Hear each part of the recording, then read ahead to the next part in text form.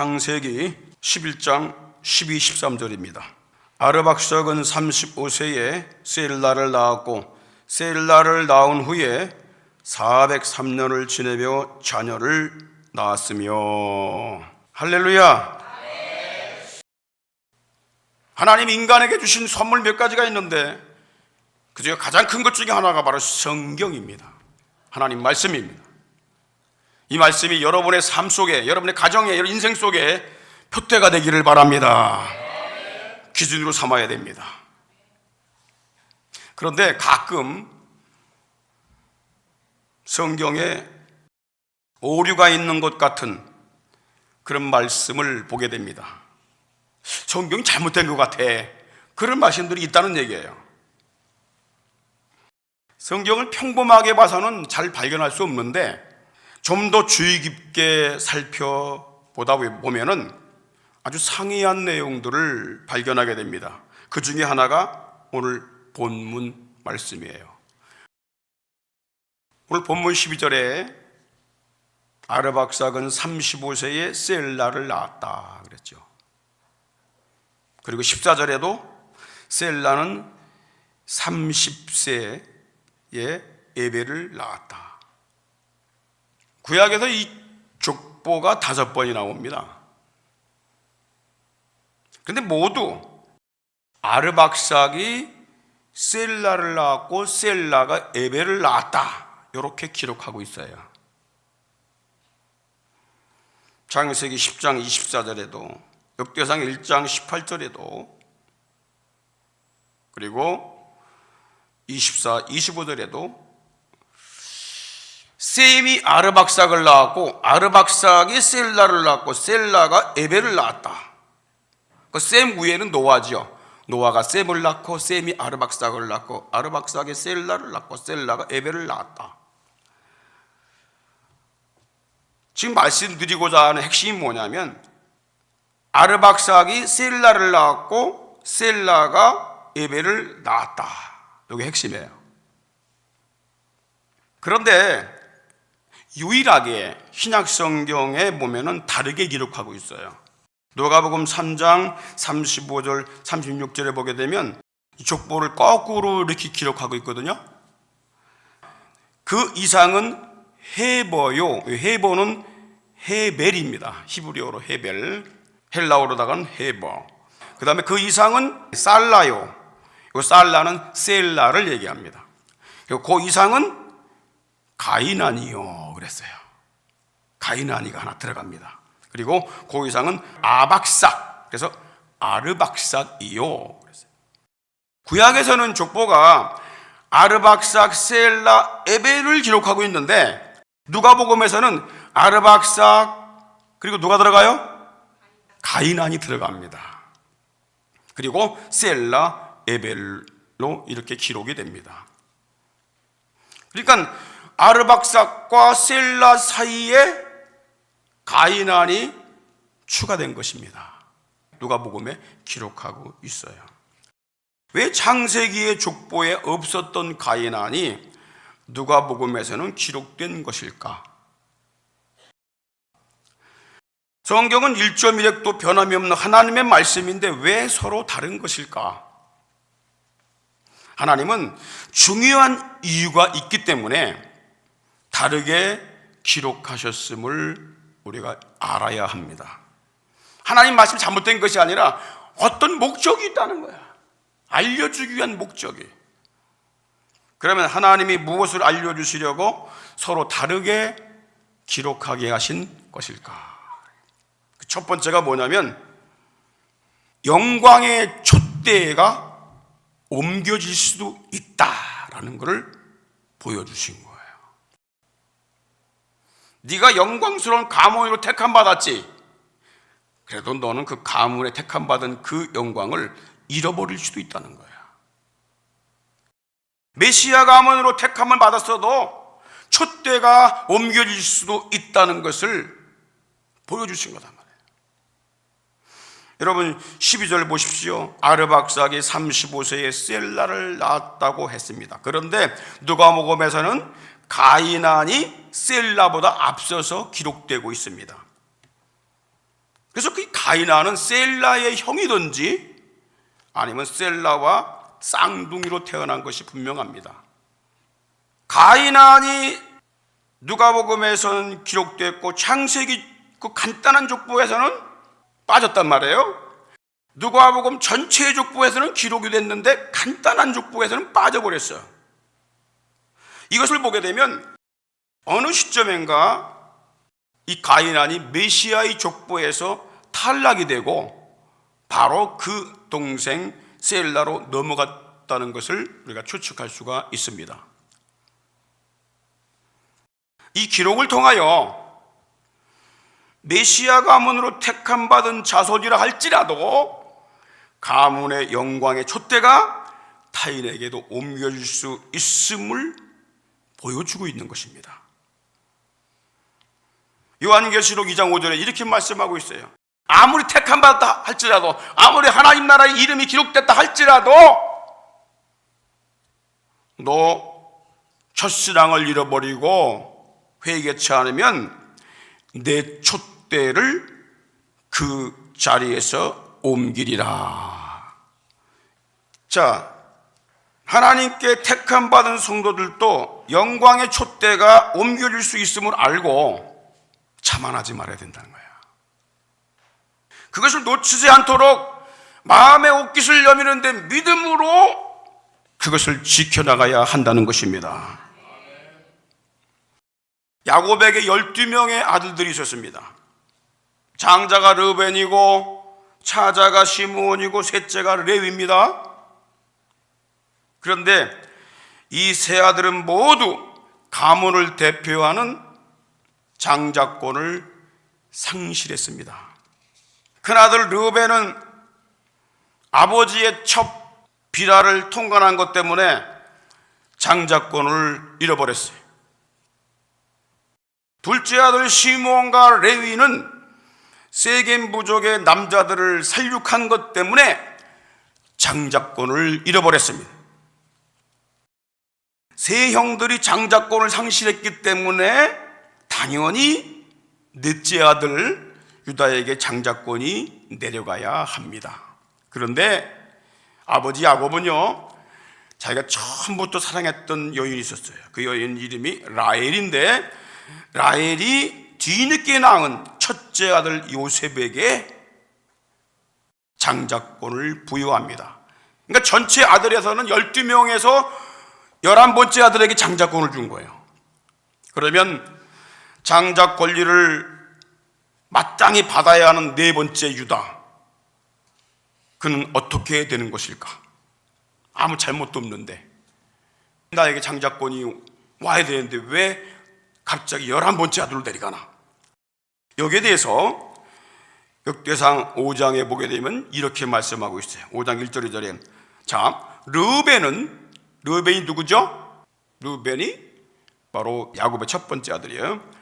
르벤은 장자입니다. 장자일지라도 아비의 침상을 더럽게 하였으므로 장자의 명분이 누구에게 간다고요? 이스라엘, 다시 말해 야곱의 아들 요셉의 자손으로 돌아갔다 그랬어요. 그러나 족보에 기록할 때는 장자의 명분대로 기록할 것이 아니니라. 요셉을 그 앞에다 기록하지 말라는 거야. 원래대로 르벤 기록하라는 거야. 그러나 장자의 명분은 누구에게 있다고요? 요셉에게 있습니다. 그럼 유다는 어떻게 되는 것일까요? 자, 유다는 형제보다 뛰어나고 주권자가 유다로 말미암아 낳게 된다 할지라도 장자의 명분은 요셉에게 있다는 것입니다.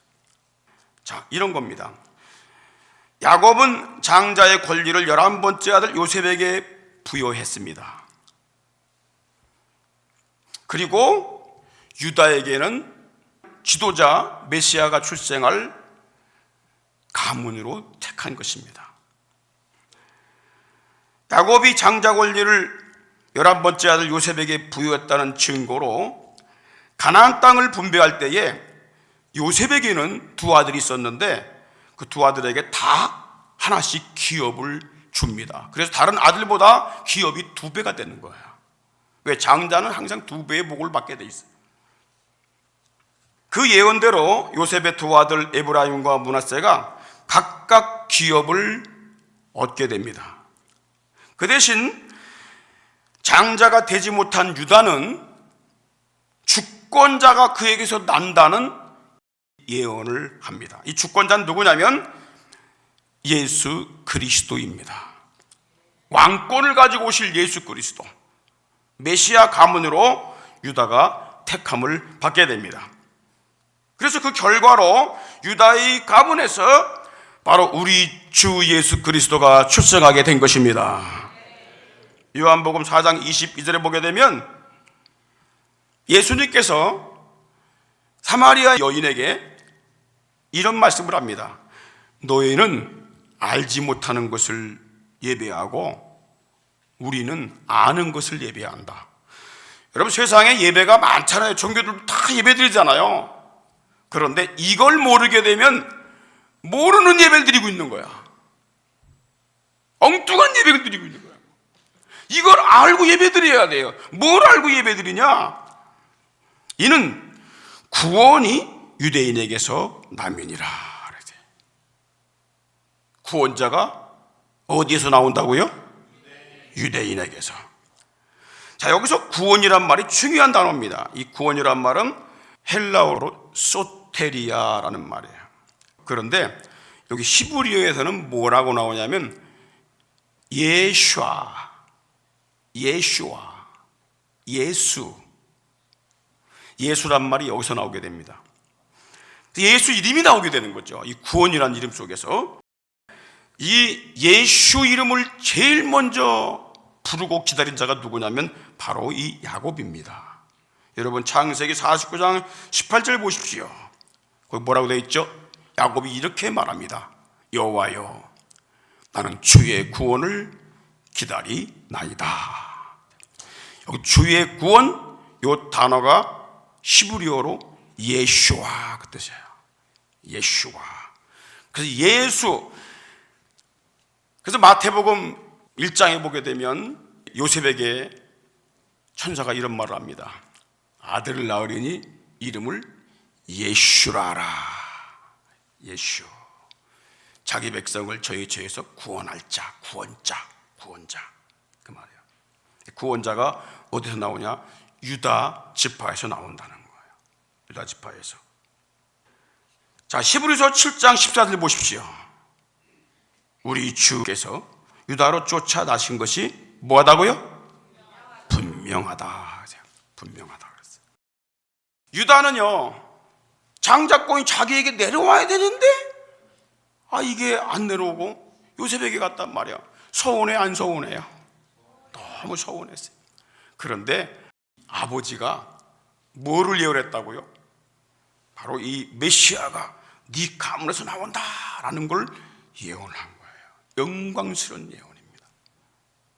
첫째, 둘째, 셋째는 다 치명적인 죄 때문에 그 축복권을 다 잃어버렸어요. 메시아 가문이 되는 축복 그 잊어버렸죠? 그리고 장자가 되는 축복권도 잃어버렸어요. 여러분, 아무리 본인이 어떤 권리가 주어있다 하더라도 죄가 그걸 끊어버릴 수 있음을 알아야 돼요. 그래서 고린도전서 10장 22절에 이렇게 말씀하고 있어요. 그런즉 선줄로 아는 자는 넘어질까 조심하라. 신앙을 자랑하면 안 돼요.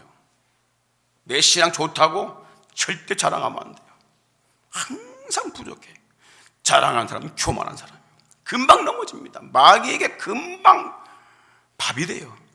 교만한 마음을 먹는 순간 마귀의 밥이 됩니다. 그것이 촛대를 옮기게 되는 근거가 되는 거예요. 자, 두 번째, 가이난이 메시아 족보에 올라갔다가 제외된 이유가 있다 그 말이에요. 아르박삭은요, 할아버지 노아와 아버지 셈으로부터 이어받은 신앙의 유산을 자기 자손들에게 물려주려는 아주 간절한 마음을 갖고 있었어요. 그 신앙의 유산이 뭐죠? 여호와 하나님께 희생제사를 드려 죄사함 얻고 의롭다함 얻는 이 속죄신앙, 그것이 자손들에게 내려가기를 간절히 소원을 했습니다. 그래서 아들을 첫 번째 낳아서 그 이름을 가이난이라고 친 거예요. 가이난이라는 말은 소유, 광대한, 소유자 그 뜻이에요. 너는 내가 물려주는 신앙을 소유해야 돼. 그런 의미로 어릴 때부터 그렇게 가이난, 게난 이렇게 지은 거란 말이에요. 여러분, 부모들이 자녀들 신앙을 잘 갖도록 여러분들 유도합니까? 네 멋대로 알아서 해. 네가 알아서. 네 인격이고 네 인생이니까.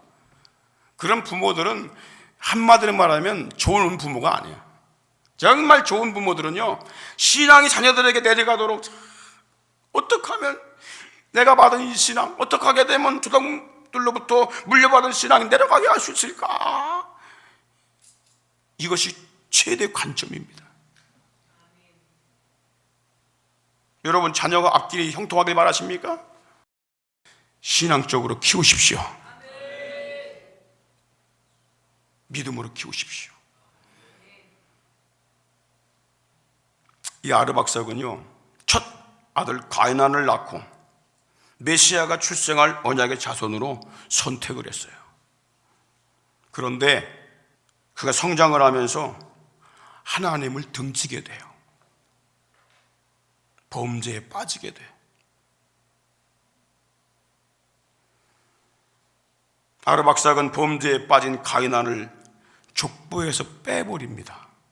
그리고 다음에 출생한 셀라에게 족보에 올리는 영광을 줍니다. 가이난이 범한 죄가 뭘까요? 영광스러운 메시아의 족보에서 그가 삭제될 만큼 범한 이 중대한 죄가 뭘까요? 성경에는 기록이 되어 있지 않습니다. 그런데 쿰란 동굴에서 발견된 외경이 있어요. 외경 요벨서 8장에 보면 이 가이난에 대하여 이렇게 기록하고 있습니다. 아르박삭의 아들 가이난은 성장하여 도시로 나가. 어디로 나갔어요? 도시로 나가. 누구에게 가르침 받았어요? 점성술사의 가르침을 받고 1월성신이라고 하면 해와 달과 별들을 한문으로 1월성신이라고 부르는 거야. 1월성신의 징조로 점을 쳐서 죄를 범했다. 이 외경에 의하면은 가이난이 범한 죄는 여호와 하나님을 섬기는 신앙에서 벗어나 점성술사를 따라갔어요. 점성술사에게 교육을 받았어요. 그리고 해와 달과 별들의 징조를 보면서 점을 치는 걸 배웠어요. 그것이 큰 죄라고 말씀하고 있는 거예요. 잘못된 가르침을 받게 되는 겁니다. 여러분, 학생들이 주일학교를 잘 다니다가 학교 가가지고 잘못된 동성애, 잘못된 사상, 잘못된 공산주의, 잘못된 사회주의 이런 걸 배워갖고 어떻게 됩니까? 계속 정상으로 가는 것 같습니까? 부모에게 권리를 주장하면서 대들질 않나? 부모를 때리질 않나? 폭행을 하지 않나? 경찰에 고발을 내지 않나? 정상적인 것 같습니까?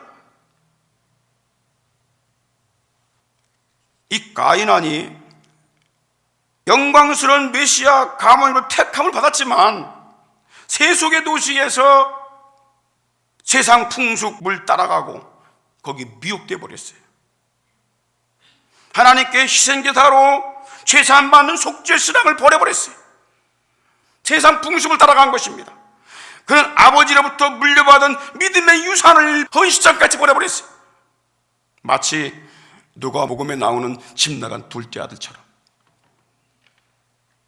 여러분, 아버지가 세상 풍습을 따라가지 말라고 얼마나 훈계를 냈겠습니까?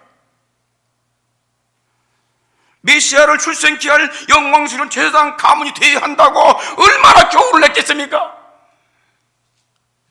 그러나 그는 죄에서 돌아오지 않았습니다. 그러므로 아르박삭은 하나님을 등진 가인안을 메시아 가문의 축복에서 빼버리는, 그리고 대신 셀라를 올리는 이런 아픔을 겪게 됩니다. 여러분, 성도들이 세상 풍습을 따라가면은 하나님께 예배드리는 신앙을 버리게 됨을 알아야 합니다. 세상의 사상들, 세상의 유행들, 세상의 어떤 사는 방식들을 자꾸 추구하게 되면 뭐가 문제가 생기냐면 하나님 방식대로 살아가는 것을 잃어버리게 되는 거예요. 왜 그렇습니까? 이걸 알아야 됩니다.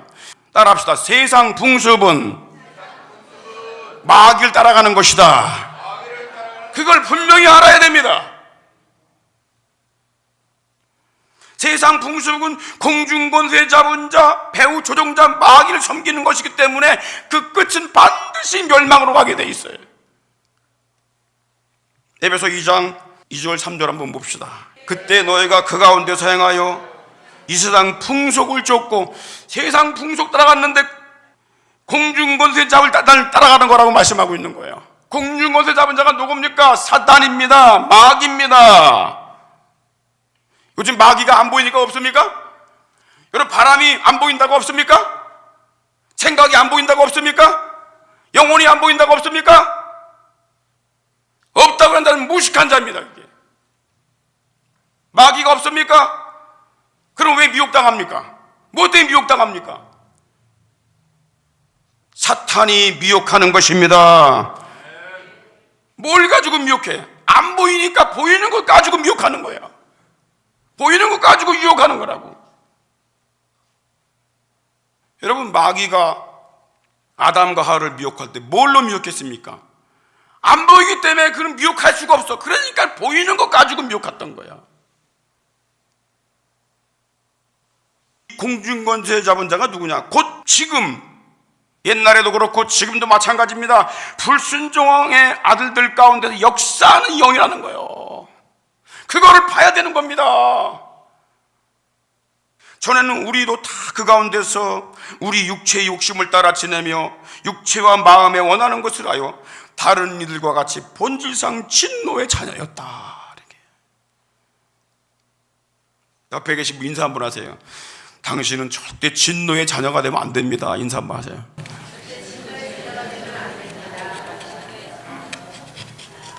그러려면 어떻게 해야 돼요? 세상 풍속을 따라가지 말아야 돼요. 세상 풍속은 귀신의 풍속이고 음란의 풍속입니다. 자녀들이 거기 빠지면 되겠습니까? 세상 풍속 따라가려면 반드시 하나님을 등지게 돼 있어. 그리고 모든 축복을 잃어버리게 되어 있습니다. 여러분, 하나님께서 이스라엘 나라를 왕정국가로 세우실 때에 제일 처음으로 왕을 세운 자가 누구냐면 사울입니다. 사울을 기름 부어 왕으로 세웠어요. 만약 이 사울이 하나님의 마음에 합한 왕이 되었다면 그의 가문에서 대대로 왕이 끊이지 않는 영광스러운 가문이 될 기회를 준 것입니다. 그러나 하나님은 이 사울이 왕이 된 후에 큰 죄를 범한 것 때문에 그의 왕위를 뺏어서 타인에게 옮겨 버리시겠다고 예고를 하셨습니다. 사무엘상 13장 13절로 14절을 보십시오. 사무엘이 사울에게 이르되 왕이 망령되이 행하였도다. 왕의 하나님 여호와께서 왕에게 명하신 명령을 지키지 아니하였도다. 그리하였다면 무슨 말이에요? 왕이 명령을 지켰더라면 그 말이에요. 그러면 여호와께서 이스라엘 위에 왕의 나라를 영원히 세우셨을 것입니다. 기회를 줬단 말이에요. 그런데 지금은 왕의 나라가 길지 못할 것이라 여호와께서 왕에게 명하신 바를 왕이 지키지 아니하였으므로 여호와께서 그 마음에 맞는 사람을 구하여 그 백성을 지도자로 삼으셨습니다.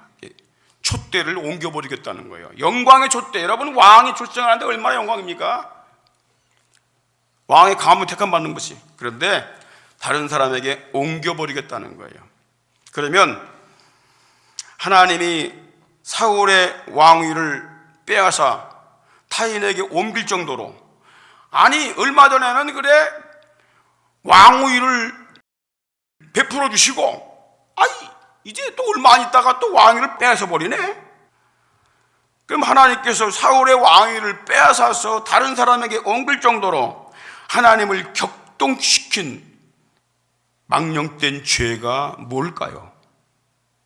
그게 뭐냐면 두 가지인데, 첫째가 정교 분리를 깨트려 버린 거예요. 정교 분리의 원칙을 깨뜨려 버린 거고, 두 번째는 희생제사를 무시한 죄입니다. 자, 보세요. 블레셋 군대가 이스라엘을 36,000명을 데리고 쳐들어왔어요. 그런데 이 전쟁에 나가기 전에는 이스라엘 백성들 하나님께 제사를 드려야 돼요. 하나님의 도움을 구해야 돼요. 그런데 이 집례를 해야 할 제사장이 오질 않아요. 시간이 지나도록 오지 않고 점점 늦어졌습니다. 블레셋 군대의 위협에 두려워서 흩어지는 백성들 보면서 왕이 조급한 마음을 가져요. 그리고 제사장만이 집례할 수 있는 번제와 화목제를 자신이 드려버립니다. 이것이 정교분리의 죄를 범한 것입니다. 하나님이 세우신 제사장의 권위를 무시하고 자신이 번제와 화목제를 드림으로 정교분리 원칙을 깨버린 거예요. 정치와 교회는 분리가 되어야 돼요. 정교분리가 뭡니까? 정치와 교회는 분리가 되어야 한다. 정교분리요. 어떤 면에서 분리가 되어야 되냐? 왕이나 정치가들은 하나님이 세우신 교회 신앙을 좌지우지 못한다. 그게 정교분리야. 왕이라도 정치가라도 하나님의 교회를 관여할 수 없다. 그게 정교분리야. 그걸 깬 사람이 누구라고요? 사울왕입니다. 그래서 저주받게 되는 거야. 그래서 그 왕위가 다른 가문으로 옮겨지게 된 거예요. 여기서 끝이 아닙니다. 그가 하나님께 회개하지 않고 신접한 자를 찾아가서, 점쟁이를 찾아가서 물었기 때문에 그의 가문이 완전히 비극으로 끝나게 돼요. 역대상 10장 13절로 14절 보니까 사울의 죽은 것은, 아니 왕이 끝나면 그냥 넘겨주면 되는데 끝나면서 그냥 죽어버렸어요. 사울의 죽은 것은 하나님께 범죄함이라. 하나님 말씀을 지키지 않고 신접한 자에게 가르침을 받아 하나님께 묻지 아니하였기에 하나님이 저를 죽이시고 나라를 다윗에게 돌렸다 그랬어요. 여러분, 더 확실한 말씀을 제가 하나 드리지요. 역대하 26장 16절에 보면은 이런 말씀이 있어요. 저는 누구냐면 우시야 왕입니다. 우시야 왕이 장성함에 그 마음이 교만하여 악을 행하여 그 하나님께 범죄를 했습니다. 그게 무슨 범죄냐? 곧 여호와의 전에 들어가 향단에 분향하려 한지라. 이게 큰 죄라는 거예요. 왕이면 왕이지 지가 왜 성전에 들어가가지고 관여를 해? 예배를 왜 지가 관여를 해? 그래서 제사장이 80명의 건장한 이 군사들을 데리고 그를 막았어요. 그러니까 왕이 막 명령을 내리면서 자기가 억지로 그 제사가 아닙니다. 분향을 했단 말이에요. 분향을. 향을 피웠단 말이에요. 여러분, 제사장이 뭐라고 그런지 아십니까? 이 분양하는 것은 왕의 할 바가 아니요. 당신은 이거하고 여기에 관여하면 안 됩니다. 관여할 수가 없어요. 당신이 왕일지라도 하나님께 드리는 이 분양 관여하면 안 됩니다. 분양을 위해 구별한 받은 아론 자손들, 제사장들이 할 바입니다. 하나님께 택함 받은 제사장이 할 일이지, 당신은 왕으로 택함 받은 사람이에요. 왕으로 나라를 다스리라고, 교회를 좌지우지하라고 택함 받은 게 아니라니까. 그러니까는 이 우시아 왕이 다 무시해버리고 저가 제사장에게 화를 냅니다. 화를 내니까 하나님께서 어떻게 해요? 그의 이마에 문둥병이 들게 하니라. 문둥병 들으면 더 이상 왕을 하지 못합니다. 정교 분리가 뭔지 아세요? 왕이랄지라도, 지도자랄지라도, 국회의원들이랄지라도 교회에 대해서 잘못된 정책을 낼 수 없다는 거예요. 예배를 금지시킬 수 없다는 거예요. 관여할 수 없다는 거예요. 하나님이 세운 교회인데 정치가가 뭐라고? 정치가도 하나님께 구원받아야 될 사람인데 자기가 하나님이 돼갖고 예배를 좌지우지합니까? 우리가 이 교회는요, 하나님께 속해 있음을 알아야 됩니다. 하나님의 교회입니다. 그래서 지금까지 하나님의 교회에 대해서 대항해가지고 잘된 사람이 아무도 없어요. 역사적으로 그건 다 증명이 됐어. 왜 그렇습니까? 우시아 왕이 강성함에 교만하여, 자기가 왕 되면 교만해지는 거예요. 권력을 가지면 교만해지는 거예요. 그래서 교회까지 다 뭉개버리려고 하는 악한 생각을 갖고 있는 거예요. 여러분, 여기에 속으면 안 됩니다. 다 함대해야 됩니다. 할렐루야. 마지막으로 영광의 촛대가 옮겨지지 않도록 믿음으로 굳게 지켜나가야 될 줄 믿습니다. 가인하는 메시아 가문으로 택함 받은 것이 얼마나 큰 영광인지를 알지 못했어요. 그는 눈에 보이는 것을 따라 행동했습니다. 그는 점성가와 해와 달과 별의 징조를 따라 산다는 그런 이성은 있었지만은 그것을 만드시고 창조하신 하나님인 걸 알지 못했어요. 설령 알았다 할지라도 세상에 함몰되어서 하나님을 잊어버렸어요. 세상에 보이는 것들은 신앙과 인생의 기준이 될 수가 없습니다. 그것들은 목숨 걸 만큼 중요하지 않습니다. 이유가 무엇입니까? 세상을 사랑하면 모든 걸 빼앗겨 버리기 때문입니다. 고린도후서 4장 18절에 보십시오. 우리의 돌아보는 것은 보이는 것이 아니요 보이지 않는 것이니 보이는 것은 잠깐이요. 보이는 것들은 잠깐이면 다 지나간다는 거야. 그런데 보이지 않는 것은 영원한 거래요. 보이지 않는 영혼, 보이지 않는 그 나라, 우리가 볼 수 없는 예수님, 하나님, 영원한 분이시라는 거야. 보이는 건 잠깐 있다 없어진다는 거야.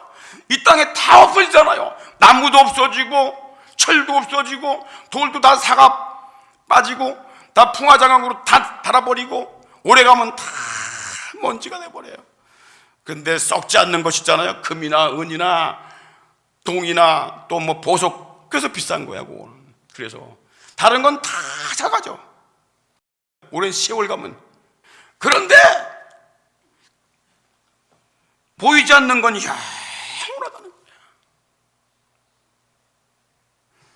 우리가 그 보이지 않는 세계로 들어가게 될 것입니다. 그러니까 넌 보이는 것에 속지 말라 그 말이야. 성경은 세상과 세상에 있는 것들을 사랑치 말라고 말씀하고 있어요. 요한일서 2장 15절 16절 보십시오. 이 세상이나 세상에 있는 것들을 사랑치 말라.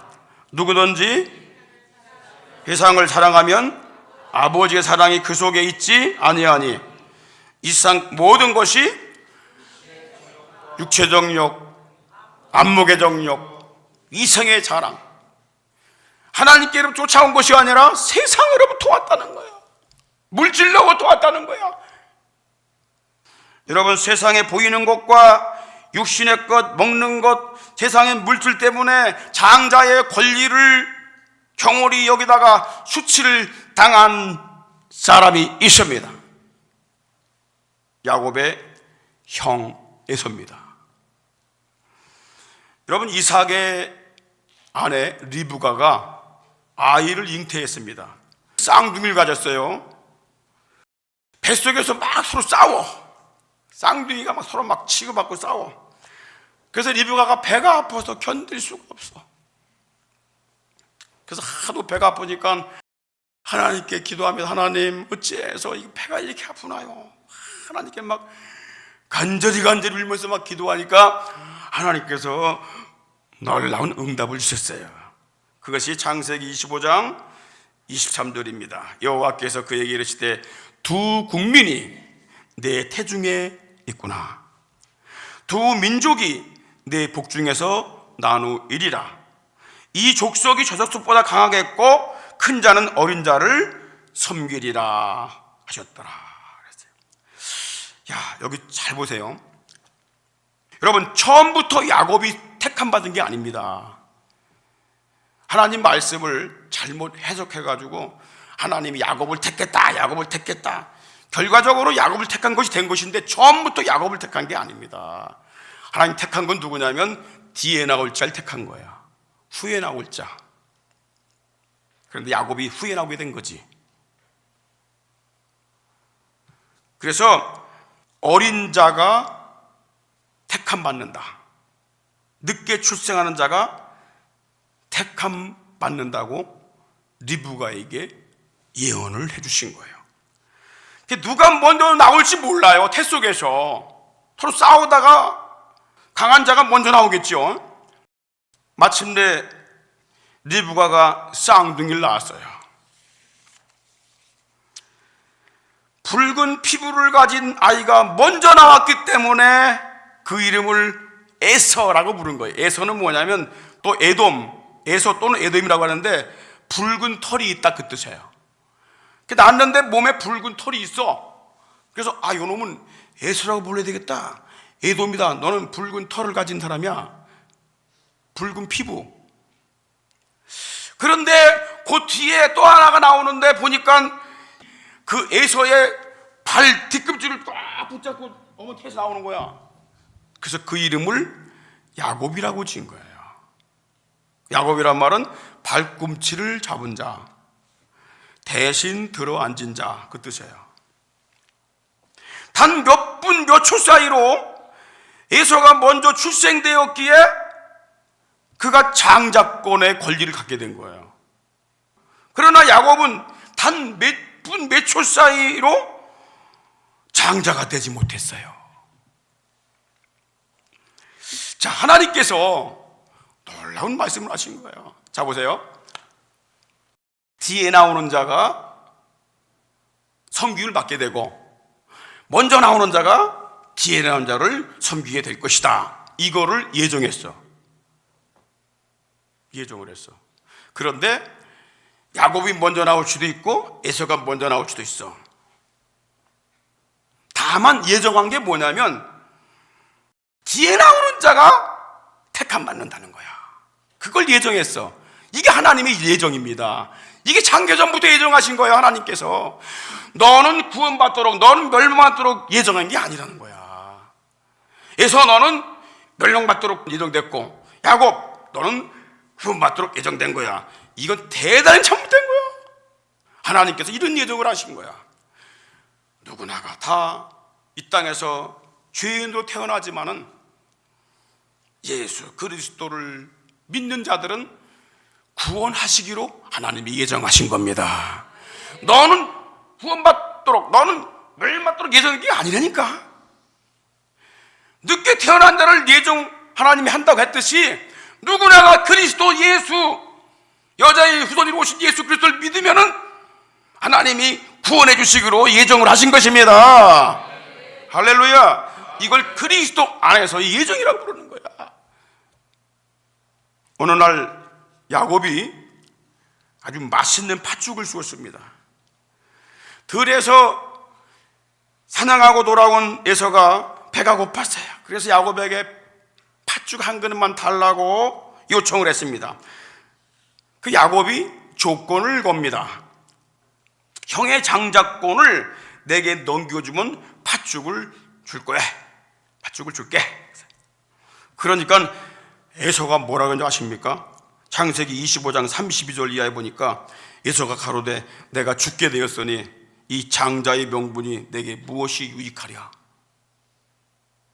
그리고 그렇게 말하니까 야곱이 가로되 그래 오늘날 내게 맹세를 해. 그럼 약속을 해. 그래서 에서가 맹세하고 장자의 명분을 야곱에게 팔았다. 말로 파는 거죠. 그리고 팥주고 한 그릇 배부르게 얻어먹습니다.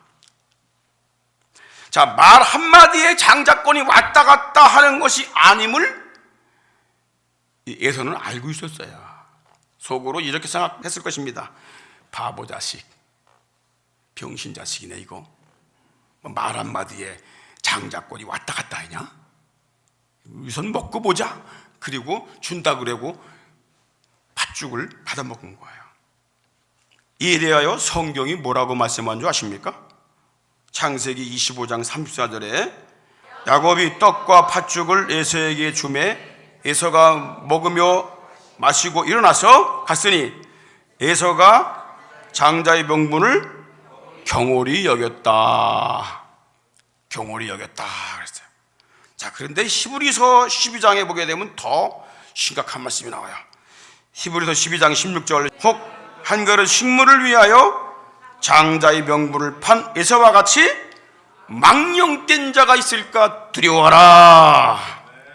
망령된 행실했다는 거야. 망할 짓을 했다는 거야. 망할 짓을. 말로 함부로 하면 안 됩니다. 함부로 얘기하면 여러분 말로 거짓으로 막 약속하고 말이죠. 내 말로 의롭다 안 받고 내 말로 정죄 안 받으리라. 말이 중요한 거야. 네가 말로 예수 그리스도를 주라고 시인하게 되면 하나님이 그것 때문에 구원 주시는 겁니다. 그렇게 말이 중요한 거예요. 우리 말은 뭐예요? 항상 여러분들 믿음의 말을 해야 되고 성경에 있는 복음의 말을 자꾸 전파를 해야 됩니다. 할렐루야. 장자권을 경홀히 여긴 에서는 장자권과 축복 기도를 받는 것까지 모두 야곱에게 뺏겨버립니다. 에서는 팥죽 한 그릇 때문에 자기에게 주어진 이 권리를 경홀히 여기다가 모든 걸 잃어버렸어요. 다 잃어버렸어요. 성경은 이런 자를 망령된 자다 그렇게 말씀합니다. 우리는 하나님의 은혜를 헛되이 받지 말아야 됩니다. 하나님이 주신 구원의 은혜를 믿음으로 지켜나가야 됩니다. 육신의 정욕과 진리를 거스리는 것들과 믿음의 선한 싸움을 싸워 이김으로 생명책에 기록된 우리의 이름이 흐려지지 않도록 해야 될 줄 믿습니다. 요한계시록 3장 5절에 보십시오. 이기는 자는 끝까지 싸워 이기는 자는 흰옷을 입을 것이요 내가 그 이름을 생명책에서 반드시 흐리지 아니하리라. 빼지 않겠다는 얘기예요. 누구에게? 이기는 자에게. 믿음의 싸움을 해서 이겨야 돼요. 지면 안 된단 말이에요. 배고프다고 지고 내가 손해 온다고 지고 유혹에 넘어지고 그럼 지는 거다 말이에요. 하나님을 등지는 거다 말이에요. 믿음의 선한 싸움에서 이기고 마지막에 승리하는 자가 되어야 될 줄 믿습니다. 어떻게 승리할 수 있을까요? 에베소 6장 10절로 11절에 보니까 정말로 너희가 주 안에서 그 힘의 능력으로 강해지고 우리 먼저 주 안에 있어야 되는 거야. 절대 여러분들 주님 떠나면 안 됩니다. 주 안에 있어야 되고 그 다음에 그 힘의 능력으로 강하여지고 무슨 말이에요? 성령의 충만함을 받아야 합니다. 그리고 마귀의 괴계를 능히 대적하기 위하여 하나님이 주시는 옷이 있어요. 전신갑주를 입어라 그랬어요. 13절에 보십시오. 하나님의 전신갑주를 취하라 그랬어요. 왜? 이유가 뭐예요? 왜 하나님의 전신갑주를 입어야 됩니까? 악한 날에 너희가 능히 대적하고 모든 일을 행한 후에 서기 위함이라. 마지막에 웃는 자가 되어야 돼요. 마지막에 승자가 되어야 됩니다. 하나님의 전신갑주는 뭡니까? 바로 예수 그리스도로 무장하는 겁니다. 머리도 예수 그리스도로 무장하는 거예요. 생각과 사상을 예수 그리스도로 무장하는 거예요. 가슴에 의의 형배, 그리스도께 주시는 이 의로움을 갖고 있어야 돼요. 복음의 신발, 믿음의 방패, 복음의 칼, 성령의 검, 하나님 말씀, 머리귀부터 발끝까지 다 예수로 여러분 무장을 해야 하는 것입니다. 생각부터 발로 걷는 모든 삶 속에 예수 그리스도가 드러나야 합니다. 예수 냄새가 풍겨져야 할 줄 믿습니다. 예수님과 동행을 해야 하는 것입니다. 할렐루야. 로마서 13장 14절 읽고 마칩니다. 오직 주 예수 그리스도로 옷 입고 정욕을 위하여 육신의 일을 도모하지 말라. 할렐루야.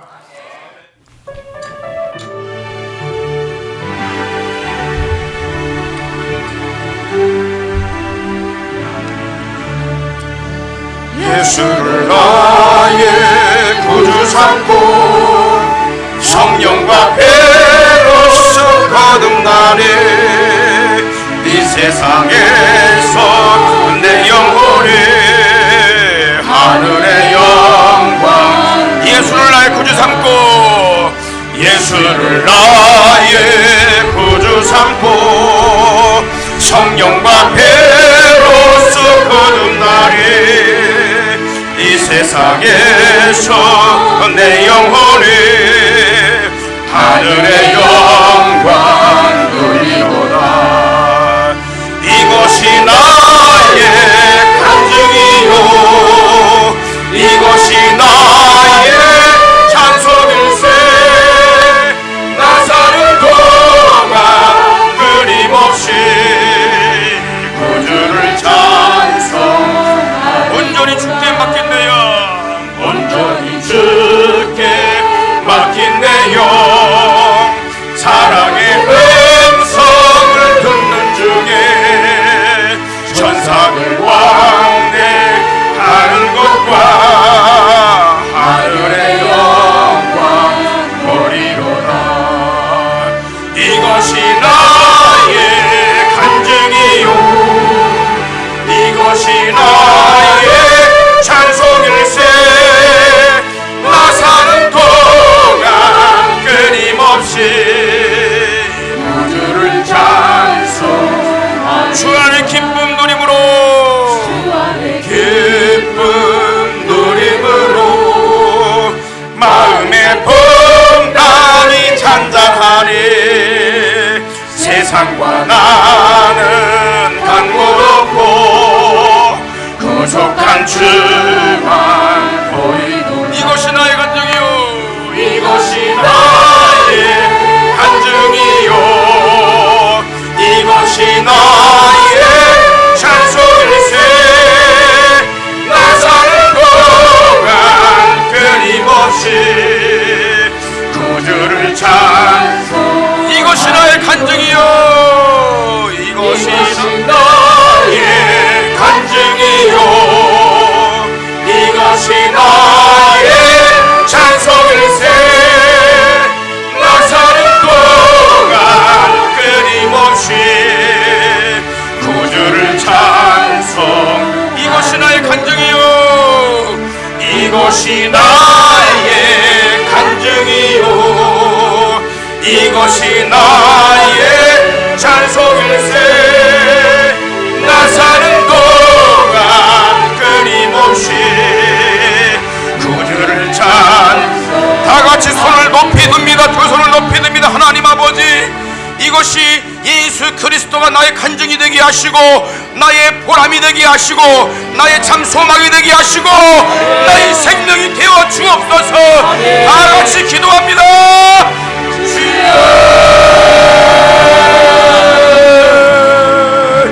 하나님 아버지시여, 나의 간증이 무엇입니까? 내가 무엇을 붙잡아야 됩니까?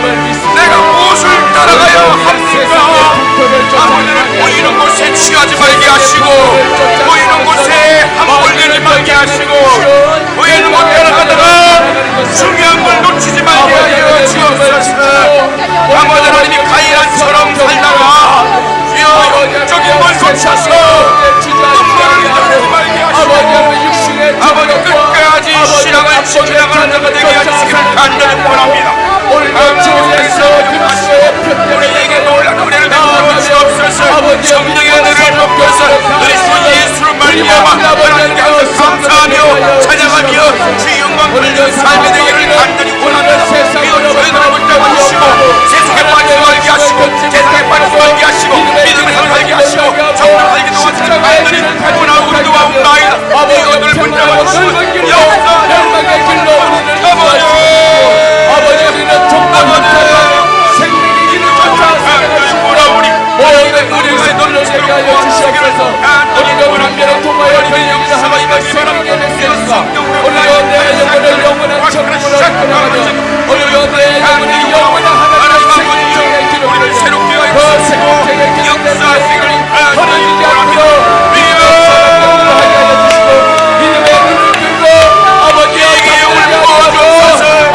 세상을 향하지 말게 하시고 하나님께 향하는 자가 되시도록 도와주시를 간절히 원합니다.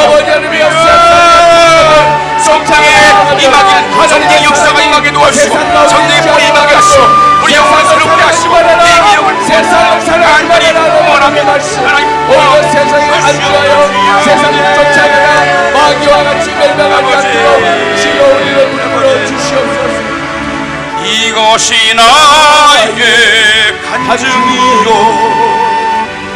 이것이 나의 찬송일세 나 사는 동안 끊임없이 구주를 찬송하리로다. 생명의 말씀으로 우리 영혼을 소성시키시고 윤택하게 하시며 강력한 능력으로 무장시켜 주시니 감사합니다. 주 안에서와 그 힘의 능력으로 날마다 순간마다 강력해지게 하여 주시고 이 영적 전쟁에서 날마다 승리하게 하여 주시고 잘 분별할 수 있는 영적인 민감함으로 인도하여 주시옵소서. 말씀을 날마다 묵상하며 날마다 깨어 기도하며 성령의 능력으로 무장하여 승리하고 승리하는 복된 발걸음들로 구별하여 주옵소서. 주의 피로 사신 이 땅의 모든 교회들이 성령의 능력으로 일어나 빛을 발하여 묶여있는 내동포들을 풀어주고 죽은 영혼을 살려내고 병든 자들을 치유하여 내며 하나님의 영광의 복음을 입증해 나가는 사도적인 역사를 감당해 나가도록 축복하여 주시옵소서. 이래 우리 대신 교회를 불러주셨사오니 하나님 능력으로 역사하여 주시옵소서. 안산시 전역을 하나님의 말씀으로 먹여 살리게 하여 주시고 살리게 하여 주시고 부러져있게 만들어 주시고 구름대와 같이 벌대와 같이 주님의 성전을 향하여 헐떡이며 주의 말씀을 사모하며 나오는 수많은 영혼들을 불러주시기를 원합니다. 사망의 음침한 골짜기에서 눈물 짓고 허덕이고 있는 수많은 내동포들이 이 한반도의 내동포들이 걸어가고 있습니다. 하나님 내 아버지여, 주의 피로 사신 교회들을 일으켜 주시옵소서. 반드시 통일조국을 이룰 수 있도록 축복하여 주시고 에스겔 골짜기에 뼈다귀처럼 뒹굴고 있는 이 동포들의 영혼이 성령의 바람 불어와 진리의 복음 가운데 일어나 군대로 일어나 세계를 선교하는 나라로 한반도로 축복해 주시기를 원합니다. 정치가들이나 모든 백성들이 속아서 잘못 가고 있는 이 모든 속임수에서 내 동포들을 건져 주시기를 원하오며 우리 모든 교회들이 합심하여 깨어 기도함으로 하나님의 능력의 나라를 세워나가는데 일어나 빛을 발하게 하여 주시옵소서. 아멘. 지금은 우리 구주 예수 그리스도의 크신 은혜와 하나님 우리 아버지의 극진하신 사랑하심과 성령님의 감동 감화 충만 요통하심이 사랑하는 우리 대신 가족들 심령 가정들 사역과 산업들 위에와 이 땅에 주의 피로 사신 모든 교회들 위에와 전 세계 복음 전선에 파송받아 피 묻은 십자가의 복음을 증거하면서 다시 오실 우리 주님의 길을 간절히 사모하며 기다리고 있는 우리 모든 선교사님들 위해 이제로부터 영원토록 함께 있을지어다. 아멘.